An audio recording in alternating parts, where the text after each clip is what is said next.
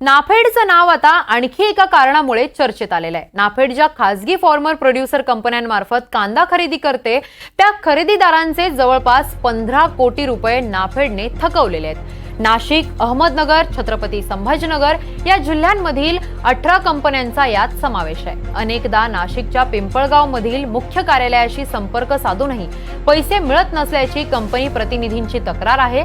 या प्रकरणी नाफेडच्या अधिकाऱ्यांनीही कॅमेऱ्यासमोर बोलण्यास नकार दिलाय। एकूण प्रकरणाचा आढावा घेतलाय आमच्या प्रतिनिधी प्रांजल कुलकर्णी यांनी। आपण पाहूयात नेमकं काय झालंय।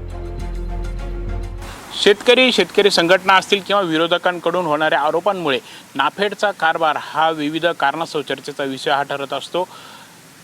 यंदा नाफेडचा कारभार हा पुन्हा एकदा चर्चेत आलेला आहे। मात्र याला कारण ठरलेलं आहे ते म्हणजे कांदा खरेदीदार कंपन्यांचे पैसे जे आहेत ते नाफेडकडे थकीत आहेत। हा आकडा छोटा नाही तर जवळपास 15 कोटींच्या आसपास हे पैसे जे आहेत ते थकलेले आहेत।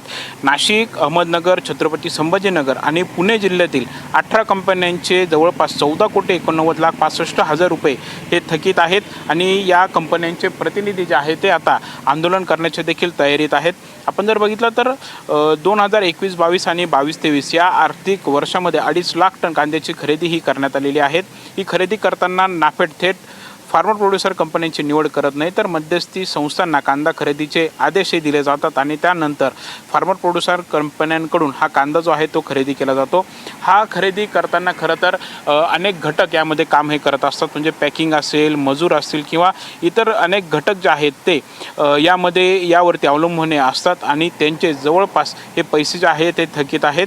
आपण जर बघितलं तर शेतकऱ्यांना हे पैसे जे आहेत ते देण्यात आलेले आहेत दिसत आहेत। मात्र कांद्याची वाहतूक करण्यासाठी लावण्यात आलेल्या गाड्या असतील, कंपन्यांचे कमिशन असतील, हमालांचे पैसे असतील, हे सर्व काही हे देण्यात हे आलेले नाही आहेत। विशेष म्हणजे फक्त महाराष्ट्रच नाही तर गुजरात आणि मध्य प्रदेशमधून देखील कांद्याची खरेदी ही झालेली आहे आणि त्यांनी देखील नाफेडकडे पत्रव्यवहार केल्याची सध्या माहिती जी आहे ती मिळते आहे।